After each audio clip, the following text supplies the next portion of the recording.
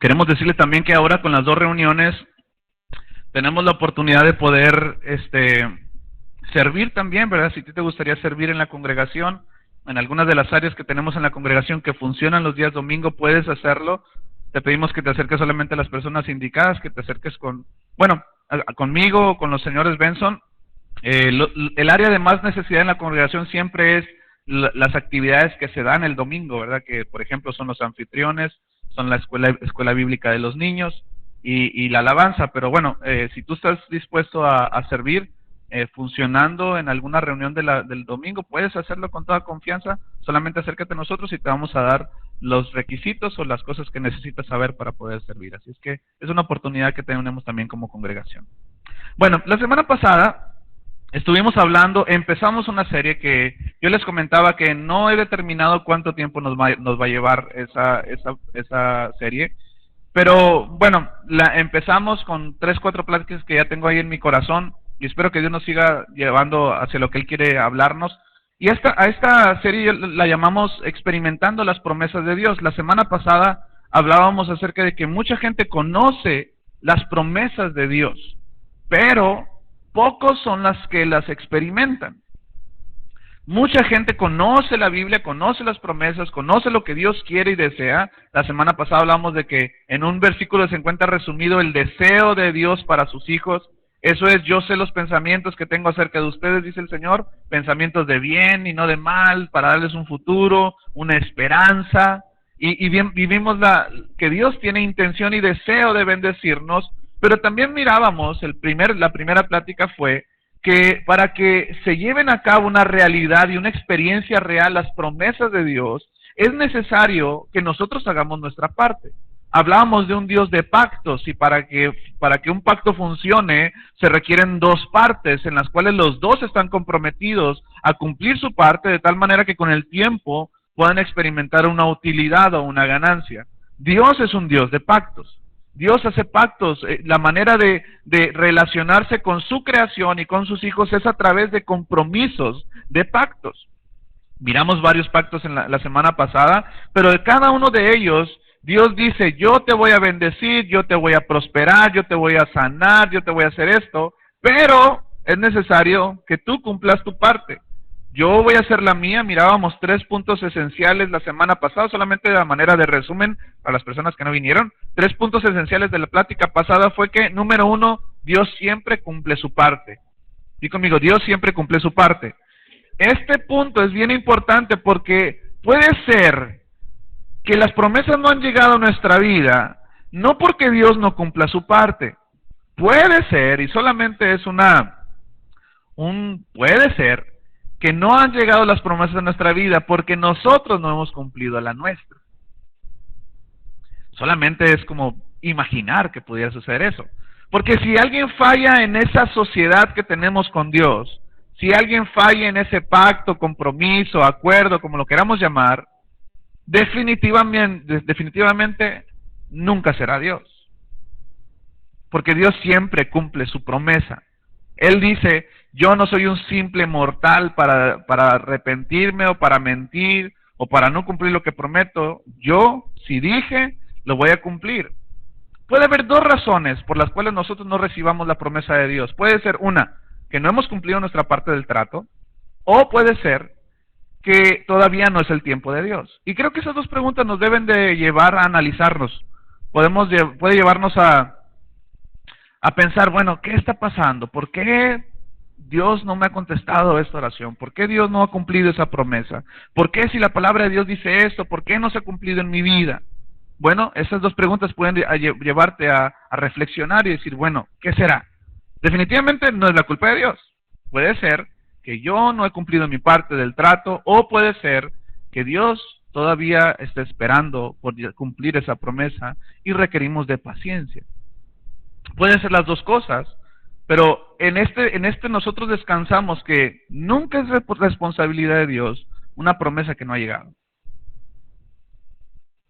Número 1, Dios siempre cumple su parte. Número 2, hablábamos la semana pasada, un pacto exige, ¿se acuerdan? Constancia. Para que un pacto se lleve a cabo se necesita permanecer, ser constante en ese contrato y echarle ganas y no flaquear, no tener esa especie de doble ánimo en nuestra vida y poder ser constantes. Para que una empresa pueda generar utilidad, se tiene que esperar el tiempo, se invierte, pero dicen los estudiosos que un negocio bien hecho, en el cual se invierte dinero para que genere ganancias, dicen los estudiosos, los que se encargan de las estadísticas, que puede tardar por lo menos 5 años para que un negocio empiece a generar utilidad que sea redituable para la persona. Por lo general, los primeros años, primero, segundo, tercer año de un negocio es tener utilidad, y la vuelves a invertir al negocio, la vuelves a meter porque sabes que eso te va a generar mayor ganancia, y después de 5 años en aproximado, no es una regla general, pero después de 5 años, uno empieza a ganar una utilidad que ya es redituable, que ya puedes gozar, pero ¿cuántos negocios empiezan diariamente o a través de los años? La pregunta es, ¿cuántos negocios permanecen? Mucha gente comienza en negocios, en pactos, pero muchos se quedan en el camino por no ser constantes, por no permanecer, por no seguir adelante. Y el tercer aspecto que hablamos la semana pasada es que nunca es tarde para retomar nuestra parte del pacto con Dios. Esto es, si nosotros hemos fallado, si podemos reconocer que hemos pecado, si hemos hecho cosas que nos han, en vez de acercado a Dios, nos han desviado de Dios, nunca es tarde para regresar. Nunca es tarde para arrepentirse, nunca es tarde para decir, bueno, la regué aquí, pero me devuelvo. La palabra de Dios nos dice que podemos acercarnos confiadamente ante el trono de su gracia. Así es que hoy quiero hablar a partir de hoy voy a estar hablando de algunas promesas claves en la vida del cristiano que vienen por parte de Dios, pero que a su vez son promesas que muy pocos cristianos experimentan. La primera que hoy voy a hablar es que Dios promete paz. Una de las maneras en las que Él se dirige a su creación es con una promesa de paz, de serenidad, de control en nuestro corazón. Pero debemos de ser muy honestos en saber que hay muchos cristianos que no tienen paz en su corazón. Hay muchos cristianos que viven sumergidos en la ansiedad. Hay muchos que creen en Dios, que viven sumergidos en depresiones, que viven sumergidos en afanes, que viven sumergidos en situaciones que no tienen nada que ver con la paz. Muchos cristianos no tienen paz. Muchos cristianos no pueden dormir. Muchos cristianos están pasando por situaciones de tribulación que lo único que ha logrado ha sido robar la paz que Dios prometió a sus hijos. No estoy hablando de que no pasemos por situaciones difíciles, porque todos vamos a pasar por situaciones difíciles. Estamos expuestos a eso, es una realidad. Pero lo que sí estoy hablando es que aún en el tiempo de dificultad, Dios promete que nosotros podemos tener paz que provenga de Dios y poder confiar en Dios. La paz se resume en esto: saber que Dios tiene el control. Sencillamente, paz en tu corazón es saber que Dios siempre tiene el control. Por eso, Job, en medio de su circunstancia difícil, en medio de lo que había perdido todos sus negocios, todas sus tierras, que habían muerto sus hijos, que había perdido hasta el respeto de su esposa, que había perdido su salud, cayéndole una lepra impresionante, y que dice la Biblia que era un hombre temeroso de Dios. Dice la Biblia que él estaba ahí postrado, rascándose con un pedazo de madera la lepra que tenía en su cuerpo, y aún en esa condición de dolor, de tristeza, de decepción y de todo lo que te puedas imaginar, en esa circunstancia Job se postra delante de Dios y le dice: Jehová dio, Jehová quitó, sea el nombre del Señor bendito. Ahora, el asunto que es, ¿tú crees que a Job le dolió esa circunstancia? Claro que sí. La Biblia dice que lloró amargamente. ¿Alguien ha llorado amargamente? Levante su mano. Pues Job lloró, y aún con eso dice la palabra de Dios que Job no pecó. Al contrario, adoró a Dios. Juan 14:27 nos da una promesa por parte de Jesucristo a sus discípulos que ahora nos rebota a nosotros también. Esa promesa es: la paz les dejo, Mi paz les doy. Yo no se las doy a ustedes como la da el mundo. No se angustien ni se acobarden. Es una promesa de Dios. En este versículo se encuentra implícito que hay dos tipos de paz. Hay la paz que proviene de Dios, una paz que Dios nos da, que Dios nos deja, y una paz que da el mundo. ¿Cuál es la diferencia entre este tipo de paz? La gran diferencia es que la paz que te da el mundo está anclada o está ligada a las circunstancias de tu vida. Por ejemplo, tú puedes tener paz mientras tienes tu trabajo. Pero, ¿qué pasa el día que te quedas sin trabajo? ¿No es verdad que cuando algunos de nosotros hemos experimentado el despido o que hemos perdido nuestro trabajo, lo primero que viene a nuestra vida no es una angustia? No es híjole, ¿ahora cómo le voy a hacer? Me quedé sin trabajo, me quedé sin esto, y tengo los compromisos y esto, y lo primero que se roba en una circunstancia de esas es la paz. No puedes dormir, estás pensando, tengo que buscar trabajo, ¿cómo le voy a hacer con esto, con el otro? Y lo primero que sucede, que se disipa en una circunstancia como esa, es la paz. ¿Qué pasa cuando tú de repente tienes paz, pero porque estás sano, porque estás completo, porque estás todo bien? ¿Qué pasa cuando te diagnostican una enfermedad? ¿No es verdad que la paz se va? Esa paz es la paz que el mundo da, una paz temporal, una paz que está anclada o que navega en base a las circunstancias que estamos viviendo. Tú tienes paz mientras tus hijos están creciendo y te obedecen en todo, que tienes paz mientras ellos se sujetan a tu casa, pero llega una edad en que empiezan los conflictos, empieza la rebeldía, empiezan las circunstancias difíciles y los hijos empiezan en muchas ocasiones a vivir una vida alejada de Dios, una vida que tú no les enseñaste, una vida que te intriga a ti, y en ese momento se te va la paz. Esa es la paz que el mundo da. Una paz que está estrechamente ligada a que todo a nuestro alrededor funcione a nuestro gusto y parecer. Pero la paz que proviene por parte de Dios es una paz que aun que pierdas tu trabajo, aun que pierdas la salud, aun que pierdas todo lo que está a tu alrededor, ¿qué te puede doler? Aún en esa circunstancia tú puedas saber que Dios está en control. Es que en esa circunstancia tú puedes decir, Señor, mi vista me dice que está feo el asunto, pero mi corazón está confiado en que tú siempre tienes el control. A Jesucristo se le caracterizó o se le definió o se le profetizó como el admirable consejero, Dios fuerte, Padre eterno, príncipe de paz. Esto es, el principio de nuestra paz inicia en nuestra relación con Dios. El que no tiene a Dios no tiene esperanza. Está esperanzado en lo que tiene y puede controlar. Pero el que tiene la paz de Dios, no importa las cosas que puedan suceder, que sean dolorosas y que sean tristes, pero que podamos saber que Dios siempre tiene el control de las circunstancias. Vamos a orar.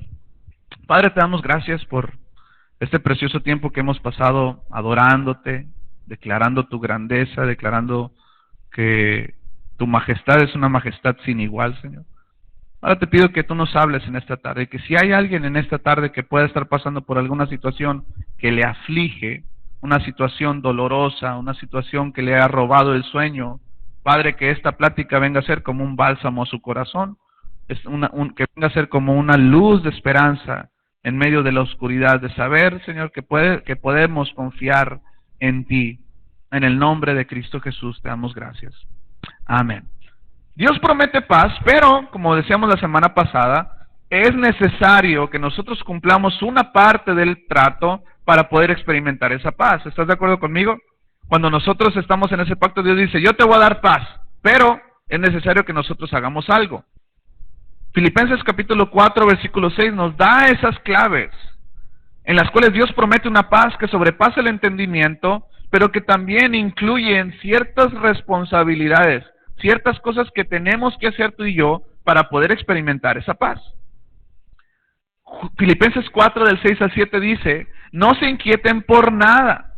Qué fácil suena esa declaración, ¿verdad? No se inquieten por nada. Mi pregunta es, ¿hay algo que te inquieta, que te esté inquietando estas semanas que han pasado? ¿Hay algo que te esté inquietando de los últimos años? Bueno, la exhortación es que no se inquieten por nada. Más bien, en toda ocasión, con oración y ruego, presenten sus peticiones a Dios y denle gracias Y la paz, la palabra y, da la sensación del resultado de algo que se hizo. Entonces, la paz de Dios, la paz que es una paz permanente, duradera y sólida, no una paz efímera, no una paz que está agarrada de las circunstancias que estamos viviendo, sino la paz de Dios que sobrepasa todo entendimiento, cuidará sus corazones y sus pensamientos en Cristo Jesús.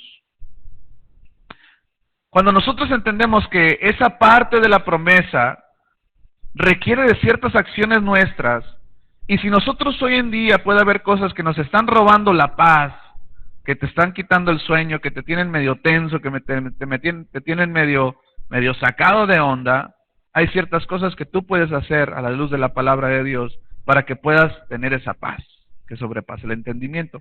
Otras versiones dicen, esa paz que el mundo no puede entender. Me ha tocado experiencias de todo, me ha tocado ver gente que ha perdido sus trabajos, que ha perdido situaciones difíciles, que han perdido su salud. Sin embargo, en esa circunstancia pueden confiar en el Señor. Sí, hay cierto grado de angustia, pero en esa angustia nos recuerda que Dios puede tener control de las circunstancias y que si nosotros hacemos nuestra parte, Dios generará en nosotros esa paz que sobrepasa el entendimiento.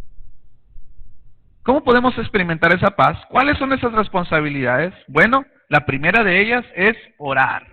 Y quiero decirte que estas dos cosas que yo voy a mencionar, que son las claves que nosotros debemos de hacer para poder experimentar la paz de Dios, son las dos cosas en las que más los cristianos fallamos. Muy pocos cristianos tienen una vida de oración. Y no estoy hablando de orar por los alimentos. Estoy hablando de tener una vida de oración, un hábito de oración. En este pasaje que acabamos de leer, la primera clave se encuentra en el versículo 6 diciendo esto: no se inquieten por nada, más bien, en toda ocasión, con oración y ruego, presenten sus peticiones a Dios. La primera parte para que nosotros no vivir inquietos por algo es, primero, en toda ocasión. Di conmigo, en toda ocasión. Mucha gente, y esto es una estadística que vi durante la semana que estuve preparando esta plática, hay una estadística que dice que hay tres tipos de cristianos en cuanto a la oración. Número uno, son los cristianos que sí oran, pero que nunca exponen sus cargas delante del Señor. Sus oraciones siempre son enfocadas a darle gracias a Dios. Sus oraciones son enfocadas a pedirle al Señor, a pedirle cosas de lo que quieren esperar en los siguientes años, lo que sea. Por eso a mí me llama la atención cuando yo oro con alguien, ¿verdad? Cuando ya es que a veces salimos aquí de la congregación y oramos con una persona y a veces tú le preguntas a esa persona, ¿por qué quieres orar? No, pues nada, todo está bien, solamente quiero darle gracias. Y yo digo, yo quisiera ser como esa persona, ¿verdad? No tener ninguna petición que ponerle al Señor.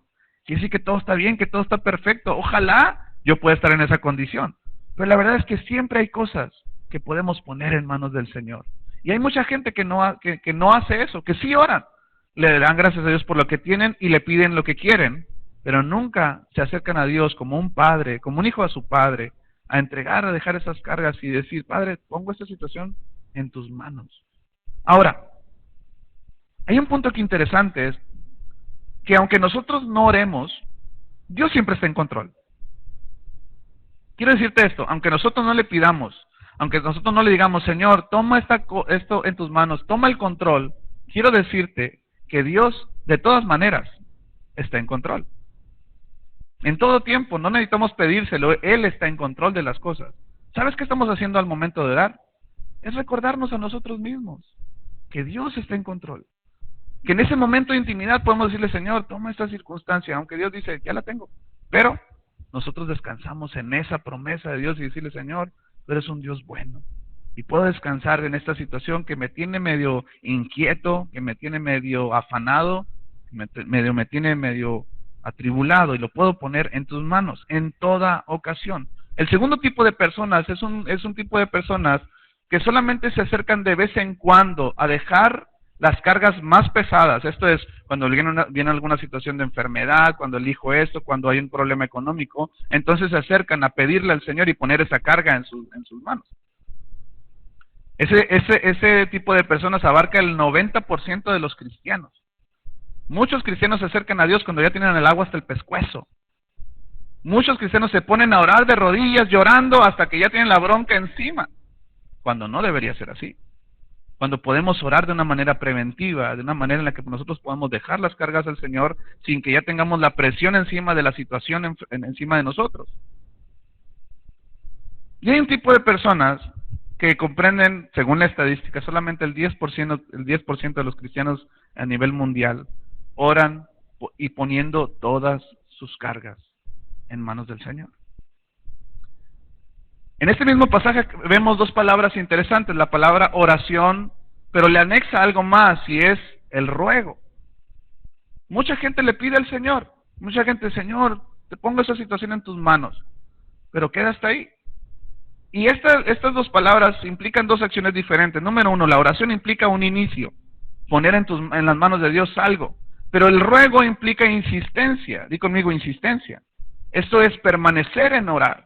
1 día, 2 días, 3 días, 4 meses, 5 meses, 1 año, 2 años, 3 años, aunque la situación no esté a tu experiencia, lo que tú quieres, tú insistes en dejar eso en manos del Señor. Es como si nosotros somos como un contenedor en el que se nos vienen situaciones encima que roban nuestra paz, que roban nuestro gozo, y hay una especie de dren que está desechando esas cosas, y ese dren es la oración. Cuando nosotros nos acercamos a Dios sin orar, sin confiar en Dios, lo que estamos haciendo es que el tanque de nuestro gozo se vaya llenando de preocupaciones y de situaciones, y nunca abrimos ese dren para, de vez en cuando oramos por algo, pero es quitarle un pelo a un gato, ¿verdad? Cuando todos los días podríamos acercarnos y poder decirle, Señor, pongo mi día en tus manos, pongo mi situación en tus manos, tengo esta situación en mi casa, en mi trabajo, en lo que sea, pero tú puedes tener control y eso me hace vivir confiado en ti. Te quiero hacer una pregunta, ¿hay algo que le hayas pedido al Señor que todavía no has respondido y que has dejado de orar por eso? ¿Ha habido algo que iniciaste pidiéndole al Señor con mucha fe, pero al no ver la respuesta en el tiempo y en la manera que tú quieres o yo quiero, entonces dejamos de orar? Nos hace pensar que Dios no está interesado en el asunto, o nos hace pensar que Dios, pues ya oré, Dios ya sabe lo que necesito, ¿para qué voy a insistir? Bueno, este pasaje nos invita a insistir, nos invita a, si no hemos encontrado la manera y el tiempo que nosotros queremos la respuesta de Dios, la indicación es mantente en oración. Pídele al Señor. No te quiero decir que cuando nosotros oramos, quiere decir que Dios va a hacer nuestra voluntad. Pero lo que sí te quiero decir es que cuando nosotros oramos, Dios siempre responde. Di conmigo, siempre responde. Voltea con el que está a tu lado y dile, siempre responde. Esto es, a veces dice que sí, a veces dice que no, ¿verdad? Y a veces dice, espérate.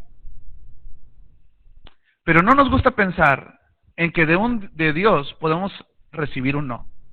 No nos gusta pensar en eso. Porque queremos que si nosotros le estamos pidiendo algo a Dios, su respuesta debe ser que sí. Señor, dame un mejor trabajo, dame una mejor casa, dame una mejor salud, bueno, no me des una mejor esposa, mejórame la que ya tengo, ¿verdad? Pero la respuesta de Dios en ocasiones es, ok, sí, ahí te va. ¿No ha habido ocasiones que tú le has pedido algo al Señor y parece que apenas estás terminando de orar cuando Dios ya te dio la respuesta y, ay caray, ya Dios me respondió? ¡Qué buena onda! Pero va a haber ocasiones en que Dios te diga que no. Te va a decir, no, eso no es para ti. Ese trabajo no es para ti, esa casa no es para ti, ese lo que tú quieras no es para ti, no lo tengo en mis planes para ti. Y a veces nosotros estamos insistiendo, Señor, tú dices que acá, y Dios ya te dijo que no, pero tú sigues aferrado. Eso no va a cambiar de opinión al Señor. El asunto es que nosotros debemos ser sensibles a eso. Mi pregunta es aquí tan sencilla. ¿Cuántos de nosotros le hemos dicho que no a algo que nuestros hijos nos han pedido? Levanten su mano. ¿Qué te hace pensar que Dios nunca dice que no? Porque tú sabes lo que le conviene a tus hijos, porque tú sabes lo que no les conviene a tus hijos.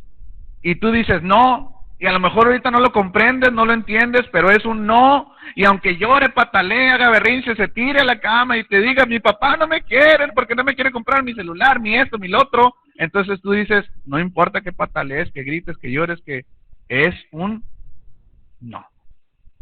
¿Sabes qué?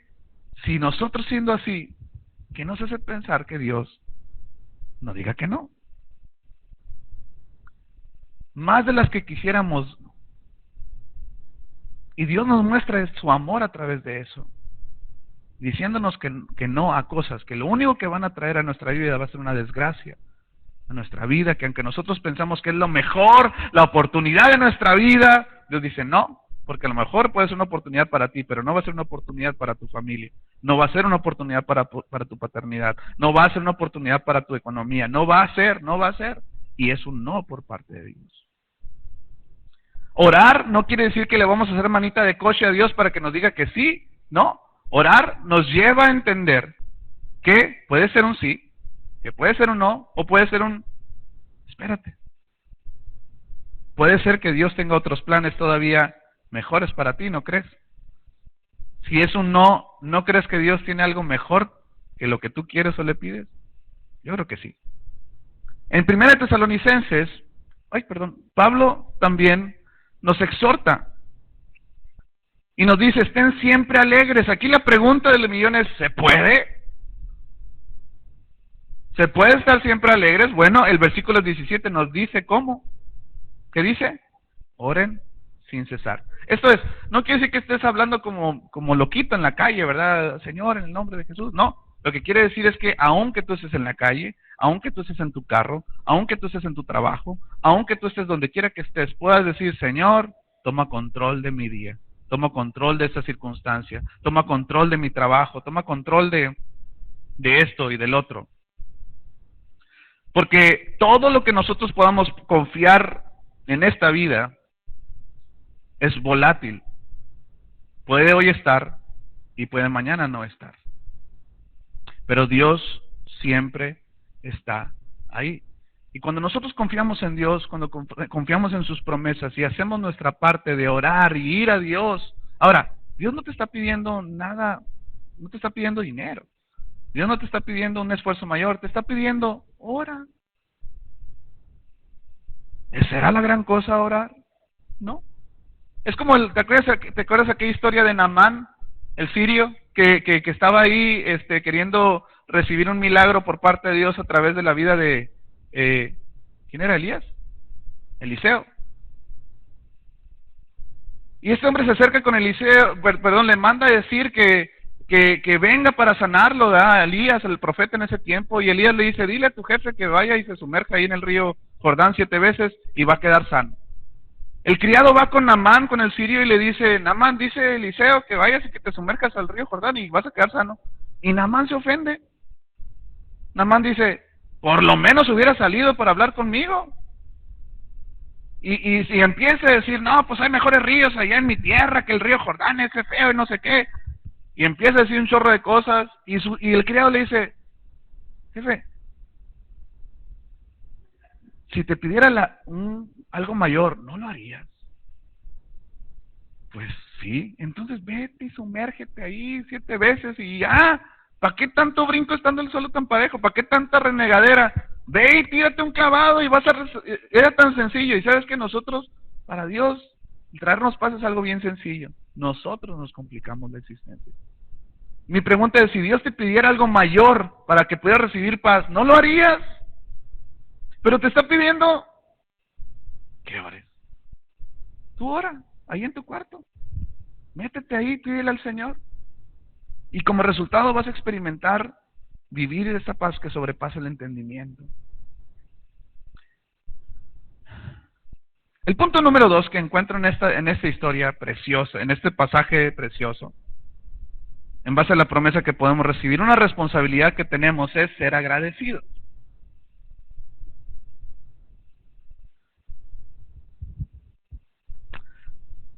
Este pasaje continúa diciendo, más bien en toda ocasión, con oración y ruego, presenten sus peticiones delante de Dios y denle gracias. La combinación de estas dos cosas es nuestra responsabilidad. Porque hay mucha gente que se acerca en oración, pero se acerca en oraciones con estilo reclamo más que petición. ¿Te ha tocado esa gente? Gente que se acerca a Dios a reclamarle, a decirle, hey, tú, ¿qué? Tú prometiste, ¿dónde estás tú? ¿Dónde está Dios? Bueno, la clave aquí es acercarse a Dios en oración y en gratitud. Ahora, aquí hay un juego de palabras muy interesante, porque la pregunta es, ¿por qué le voy a dar gracias a Dios si estoy pasando una situación difícil? ¿Por qué le voy a dar gracias a Dios? Bueno, la Biblia dice que no le debemos dar gracias a Dios por toda situación. Fíjate lo que dice 1 de Tesalonicenses, capítulo 5, versículo 16. Estén siempre alegres, lo acabamos de leer ahorita. Oren sin cesar. Den gracias a Dios en toda situación, porque esta es la voluntad para ustedes en Cristo Jesús. Esto es, Dios no quiere que le demos gracias por la situación que estamos viviendo. Tú no le puedes dar gracias a Dios porque te quedaste sin trabajo. Tú no le puedes dar gracias a Dios porque estás enfermo. Tú no le puedes dar gracias a Dios porque tu esposa no se aliviana o porque tu esposo no se aliviana. Tú no le das gracias a Dios por el marido que tienes. No le puedes dar gracias porque a veces ¿verdad? No proviene por parte de Dios. Puede ser que parece que provenga del otro lado. Y tú no le das gracias a Dios por eso, pero le das gracias a Dios en eso, que es una gran diferencia. ¿Me está dando a entender? Tú no le das gracias a Dios por las circunstancias difíciles porque no provienen por parte de Dios. Tú le das gracias en la situación difícil. Porque en medio de eso, a pesar de lo que puedas estar pasando, tú dices, Señor, gracias. Porque es un sí, gracias. Porque es un no, gracias. Porque es un espérame tantito, gracias. Porque tú siempre estás en control de la vida. Parece sencillo, parece que Pablo a la ligera escribe estas cosas. Estén siempre alegres, no se inquieten por nada, pero requiere de esfuerzo, requiere de vivir una vida en oración, requiere de ser agradecidos con el Señor, porque tenemos lo que tenemos y porque no tenemos lo que todavía no tenemos. Debemos darle gracias a Dios porque Dios sabe lo que es mejor para nosotros. Colosenses capítulo 3, versículo 15, nos hace esta exhortación interesante, que gobierne en sus corazones la paz de Cristo.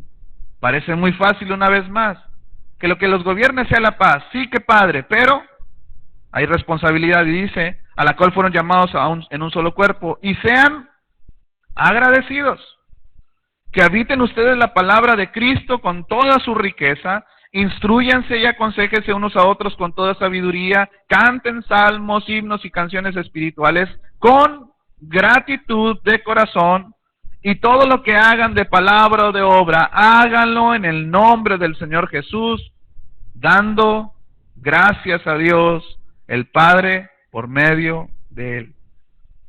Por lo menos en 4 ocasiones en este pasaje, la indicación es, si algo va a gobernar tu vida, si algo va a gobernar tu corazón, si algo va a gobernar tus decisiones y tus emociones, que no sean las circunstancias que estás viviendo. Que si algo gobierna tu vida sea la paz de Cristo. Pero indica cómo, siendo agradecidos. Estas dos cosas son lo que más a la gente nos puede fallar en nuestra relación con Dios. Vamos en oración, como yo decía hace unos momentos, cuando ya tenemos la bronca encima, cuando está el problema encima. Cuando nosotros podemos ir drenando esas cosas en nuestra relación con Dios y decir, Señor, pongo en tus manos esto, pongo en tus manos el otro, y nunca van a llegar las emergencias. Siempre va a haber un recurso en el que tú puedas ir y darle gracias al Señor en toda situación y decirle, Señor, gracias. Gracias porque aún con todo lo que yo veo a mi alrededor, tú estás conmigo. Tú estarás conmigo. Hay una historia en el libro de Jueces. Si quieres ir a tu Biblia, Jueces capítulo 6, versículo 11. Hay una historia, esa historia es en una ocasión el pueblo de Israel estaba pasando por una situación de esclavitud. El pueblo de Madián había sitiado al pueblo de Israel. Lo había tomado esclavo. Pero quiero decirte que el pueblo de Madián era un pueblo mucho menor en cantidad que el pueblo de Israel. El pueblo de Israel era un pueblo grande, era un pueblo guerrero, era un pueblo numeroso. Y Madián era un pueblo muy pequeño. Sin embargo, ese pueblo vino y controló, dominó, conquistó a Israel. No fue de gratis, no fue de gratis. Fue porque el pueblo de Israel había desobedecido al Señor y ahora Dios les permitía vivir en esclavitud.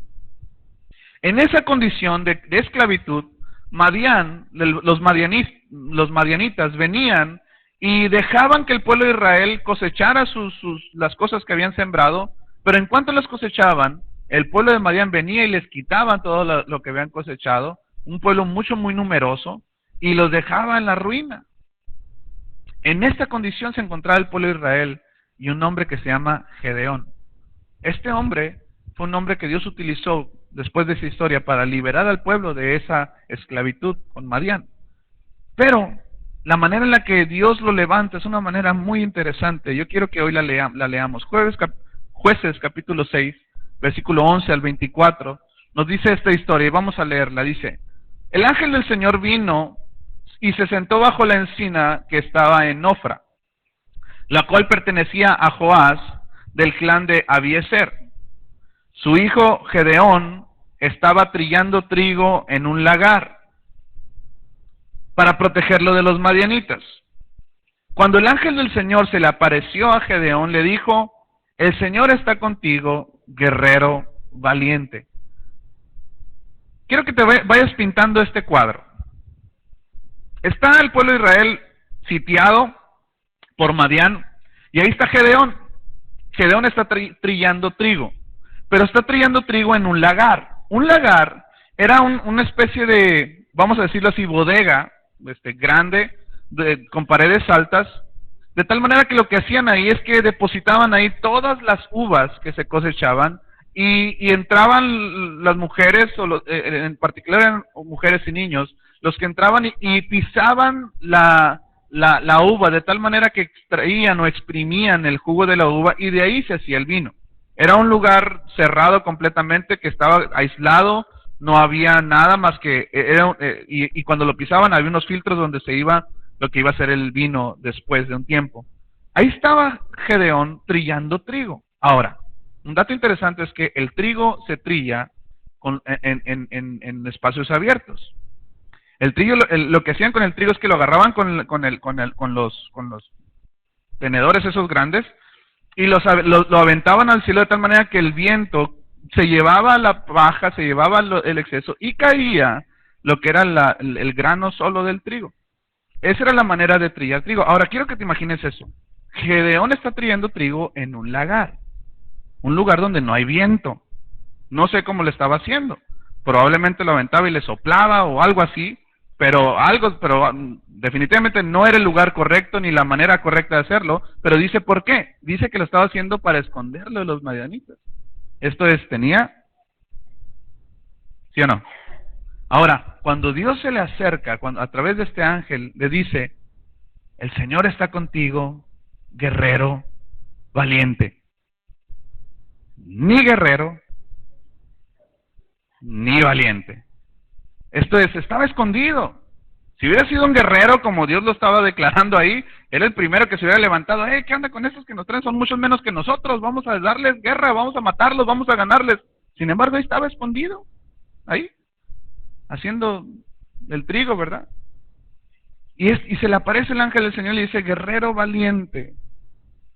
Versículo 3 interesante, y es donde muchos de nosotros nos podemos identificar. Pero, Señor, replicó Gedeón, si el Señor está con nosotros, ¿cómo es que nos sucede todo esto? ¿Alguna vez te ha venido esa pregunta a la mente? ¿Alguna vez te has preguntado: si somos tu pueblo, si soy tu hijo, ¿cómo es que me está pasando esto? ¿Por qué? ¿Dónde están todas las maravillas que nos contaban nuestros padres cuando decían: el Señor nos sacó de Egipto? La verdad es que el Señor nos ha desamparado y nos ha entregado en manos de Madián.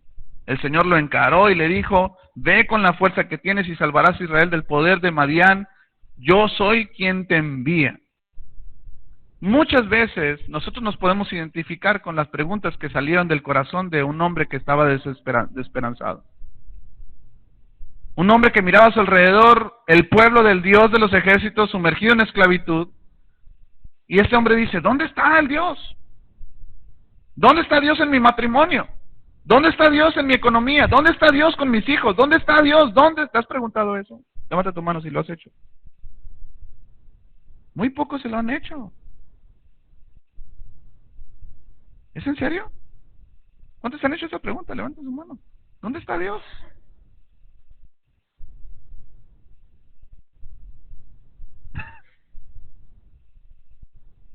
¿Les da miedo o qué?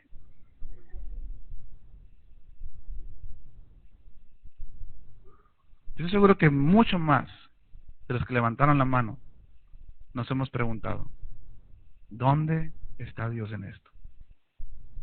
Pero es el orgullo el que no nos permite reconocerlo. Queremos hacer pensar que no, que nuestra fe está intacta, que a nosotros no nos pasa nada. Pero ahí en tu soledad, muchas veces le has preguntado eso al Señor. ¿Dónde estás? Te he pedido esto, te he pedido por mis hijos, te he pedido el otro, y no hay respuesta. Bueno, si tú te has hecho esta pregunta, Gedeón se la estaba haciendo en este momento.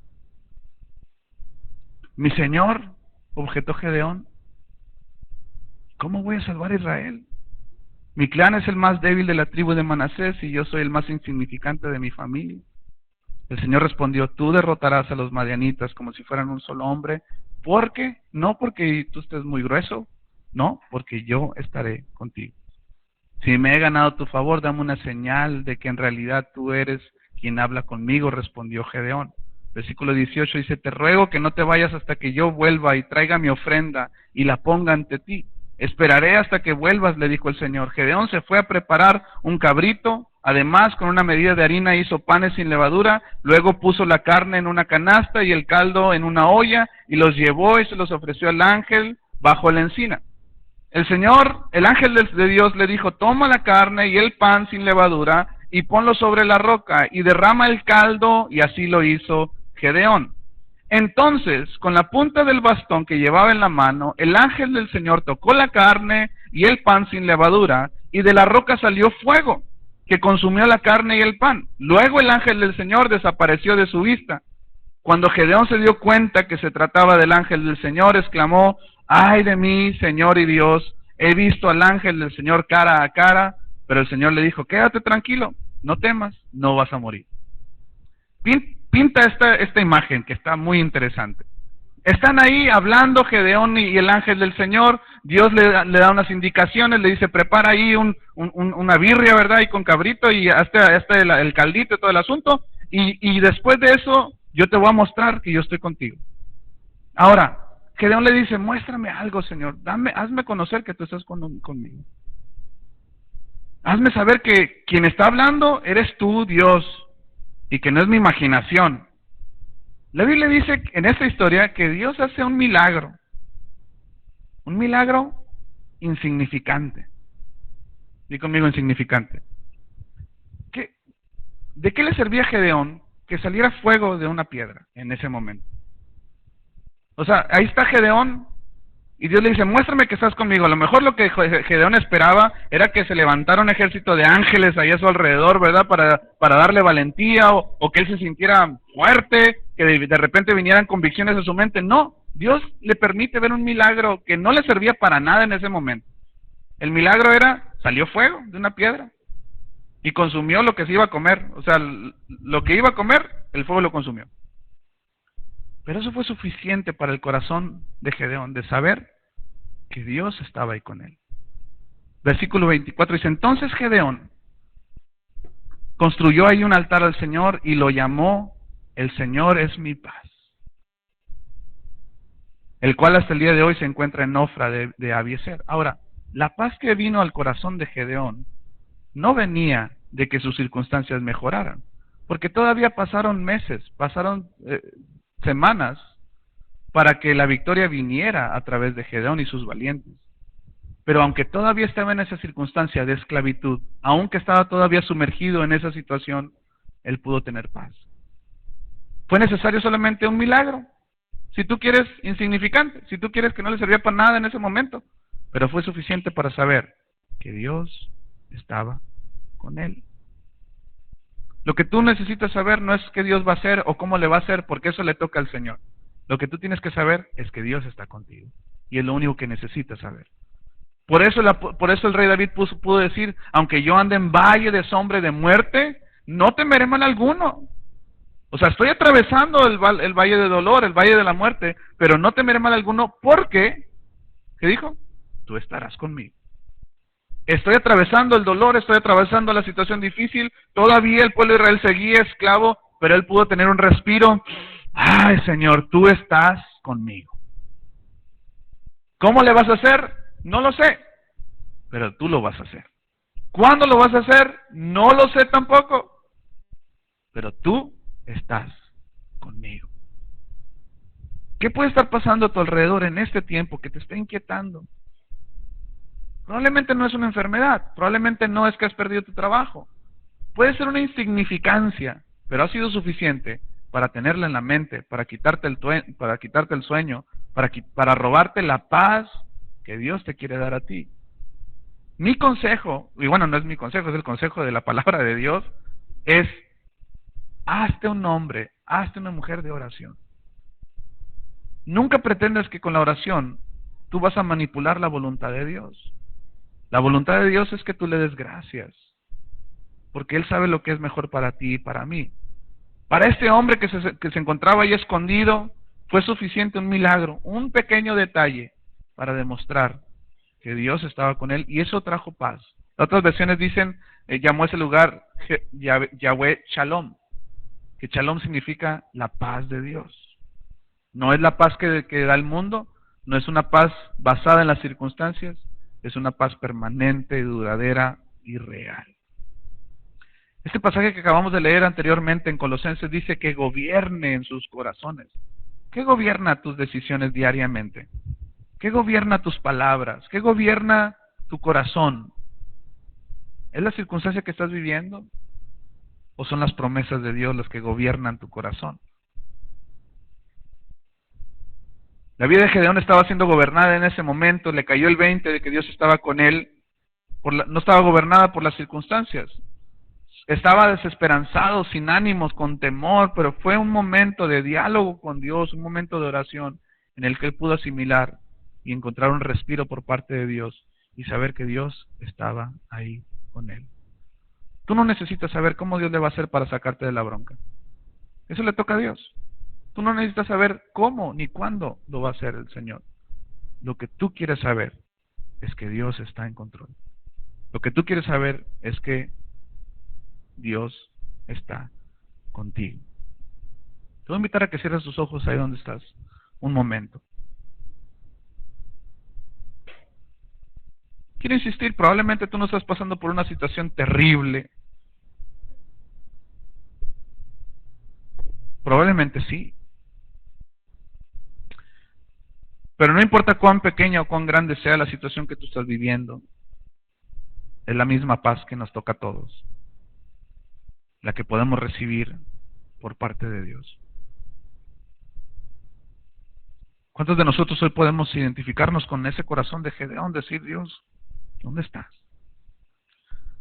¿Dónde está el Dios que me platican? ¿Dónde está el Dios? ¿Dónde está ese Dios que hacía milagros anteriormente? No lo veo en mi vida, no lo veo en mi matrimonio, no lo veo en mis circunstancias. Lo único que es necesario para ti en este tiempo es no saber el cómo ni el cuándo. Lo que tú quieres saber en este tiempo es que Dios está contigo. Y esa convicción es la que yo quiero transmitirte en esta tarde. Padre, te damos gracias por tu palabra. Porque sabemos, Señor, que nosotros somos finitos, pero tú eres un Dios infinito. Nosotros podemos ver, Señor, y visualizar lo que nuestros ojos carnales pueden alcanzar a visualizar. Pero tú has visto toda nuestra vida, Señor. Y hoy queremos hacer compromisos contigo. Tú has prometido paz, y no cualquier paz. Una paz que sobrepasa el entendimiento, una paz que va mucho más allá de lo que el mundo puede comprender. Pero también hay acciones que nosotros tenemos que llevar a cabo para poder disfrutar de esa paz. Y yo pido, Señor, que tú nos lleves a esa convicción de convertirnos en hombres y mujeres de oración. Que no solamente vengamos a ti pidiéndote cuando las cosas ya están encima, Señor, cuando tenemos alguna necesidad grande, sino que diariamente podamos ir ante el trono de tu gracia y poder derramar nuestro corazón delante de ti.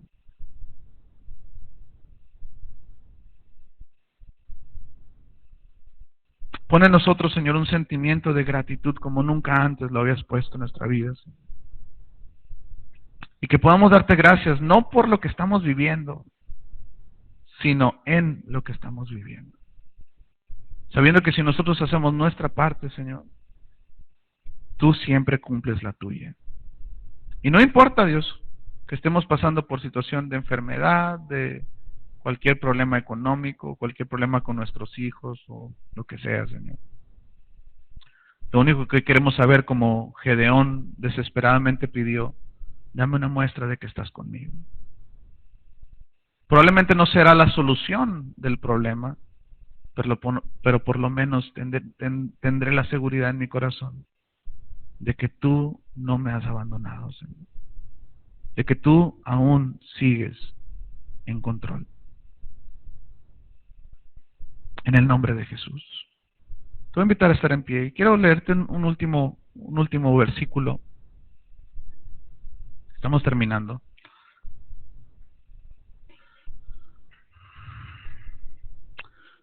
Quiero decirte antes de terminar que hubo un precio que se pagó, no solamente por nuestra salvación. Escúchame bien lo que te voy a decir. El precio de la muerte de Jesucristo y de la sangre que se derramó en la cruz no fue solamente para que tú y yo vivamos una salvación y la promesa de una vida eterna, que es regalo suficiente. Pero más aún que solamente la salvación, la muerte de Jesucristo y su sangre representó algo mucho más para nosotros en esta vida. Isaías 53 dice esto: mas el herido fue por nuestras rebeliones, molido por nuestros pecados, el castigo de nuestra paz fue sobre él. Esto es, la sangre que se derramó, la muerte del Hijo de Dios, no solamente fue para que tú vivieras una vida en la eternidad en el cielo, fue para que en esta tierra tú vivieras en paz. Y si tú hoy puedes estar sumergido en desánimo, en depresión, te puedes sentir un poquito decepcionado, te puedes hacer esas preguntas como Gedeón se las estaba haciendo, bueno, ¿dónde está Dios? ¿De qué se trata ese asunto? Quiere decir que no le hemos dado el valor suficiente al sacrificio de la cruz, porque se pagó un precio para que tú vivieras paz. Ese precio fue la muerte del Hijo de Dios. Nada vale la pena en esta tierra, nada vale más que la muerte del Hijo de Dios. Y ese precio que se pagó fue para que tú puedas confiar en Dios y saber que Él está en control de todas las cosas. Mientras yo estaba haciendo la plática, había un canto que estaba resonando en mi mente. Y es un canto muy viejito, ¿verdad? Pero es un canto que mientras estaba preparando la plática, empezó a traer una convicción en mi corazón que quebrantó mi corazón ahí en mi casa. Y yo quiero que hoy lo entonemos. Te voy a invitar a que cierres tus ojos ahí donde estás.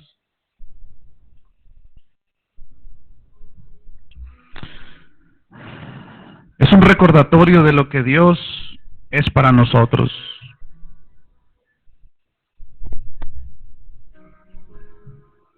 Te voy a invitar que si te lo sabes, lo cantes con todo tu corazón, con todo conocimiento de causa. Dice así: tu fidelidad es grande, tu fidelidad incomparable es. Nadie es como tú, bendito Dios. Grande es tu fidelidad. cantamos una vez más. Tu fidelidad. Tu fidelidad es grande. Tu fidelidad incomparable es. Nadie es como tú, bendito Dios. Grande es tu fidel. ¿Por qué no levantas tus manos y lo cantamos una vez más? Tu fidelidad es grande. Tu fidelidad incomparable es. Nadie es como tú, bendito Dios. Grande es tu fidelidad. No es más, un poquito más fuerte, vamos a declararlo. Tu fidelidad es grande. Tu fidelidad incomparable es. Nadie es como tú, bendito Dios. Grande es tu fidelidad, oh grande, grande es tu fidelidad. Confiésalo fuerte, grande es tu fidelidad, grande es tu fidelidad. Una vez más con las voces, decláralo con todo tu corazón, con tus manos hasta el cielo. Dile fuerte esto. Tu fidelidad es... Cree lo que está saliendo de tus bocas. Tu fidelidad incomparable es. Nadie es como tú, bendito Dios. Grande es tu fidelidad. Grande es tu fidelidad. Grande es tu fidelidad. Con tus manos alzadas, dile: Señor, dame una señal de que estás conmigo. Muéstrame, Señor, que tú no me has abandonado ni me abandonarás, Señor. Muéstrame, Dios, que tú estás aquí a mi lado, con esa fidelidad que es constante y real, eterna, Señor. Y hoy queremos comprometernos contigo a hacer nuestra parte, Señor. A hacer nuestra parte de esta sociedad. A convertirnos en hombres y mujeres de oración, Señor. Que no solo se acercan a ti, Señor, como ir al doctor o como ponerse un curita, sino una vida de oración constante, real, Señor. Que siempre tenemos acceso a ese trono de gracia para encontrar nuestra ayuda y el oportuno socorro que necesitemos en el momento que más lo necesitemos, Señor. Padre, sobre todas las cosas, siembra en nosotros un corazón de gratitud. La pregunta aquí es, ¿por qué le voy a dar gracias? ¿Que no estás viendo la situación que estoy viviendo? Bueno, precisamente por eso. Es momento de darle gracias a Dios. Porque aún en la circunstancia más adversa, Dios siempre está en control. En el nombre de Jesús. Yo quiero hacer una invitación en esta tarde antes de retirarnos. Esta invitación es a aquellas personas que por mucho tiempo le has pedido al Señor esa paz. Y que la has buscado en muchos lados y no la has encontrado, o por lo menos la has encontrado y ha sido algo temporal solamente que se ha mantenido ahí. Hoy te he hablado de una paz que puede venir a tu vida, que puede ser permanente, una paz que puede ser para siempre, y esa paz solamente la encontramos en el Señor. Yo quiero que hoy, si tú estás aquí por primera vez o por segunda ocasión, no importa cuánto tiempo tengas, pero hoy tú puedes decir, yo necesito esa paz, la he buscado en muchos lados, pero no la he encontrado.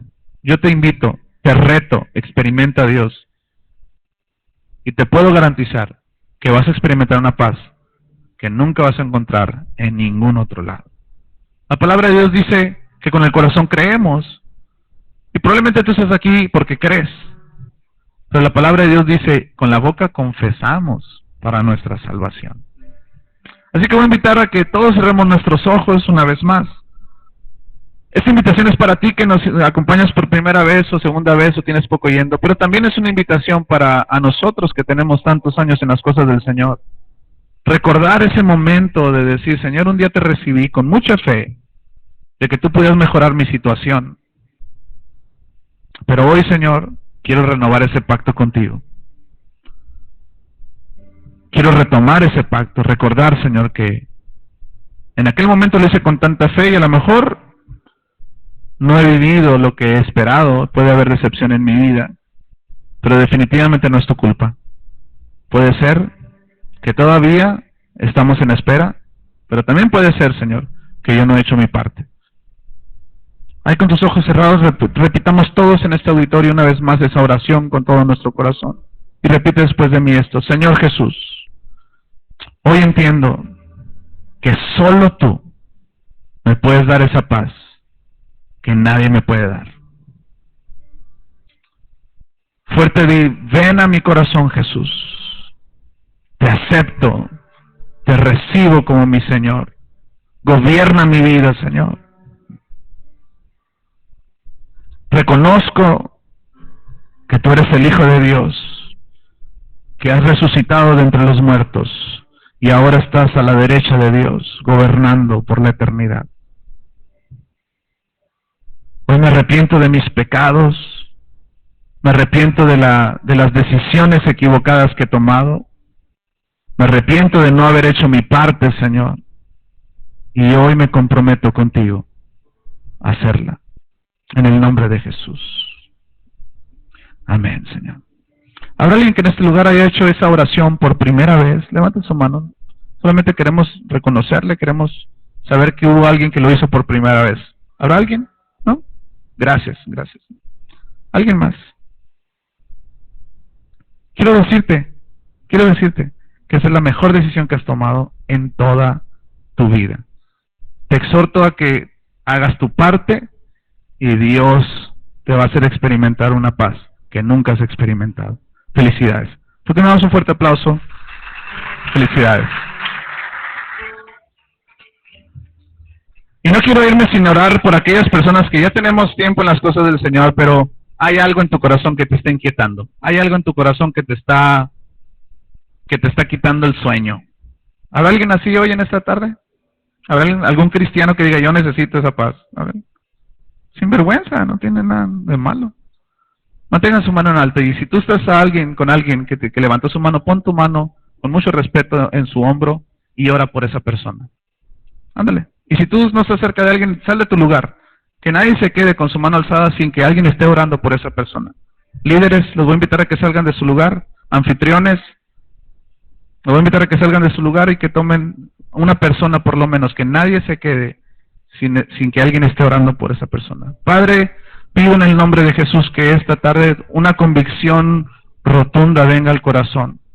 Una convicción de que tú estás ahí. Aunque las circunstancias dicten lo contrario, aunque las experiencias de la vida nos hagan ver una realidad totalmente diferente, Señor. Padre, pido en el nombre de Jesús que inyectes una dosis de esperanza en tus hijos en el nombre de Jesús. Que traigas, Señor, a memoria tus promesas de saber, Señor, que como tú les prometiste a los discípulos, he aquí yo estoy con ustedes todos los días hasta el fin del mundo.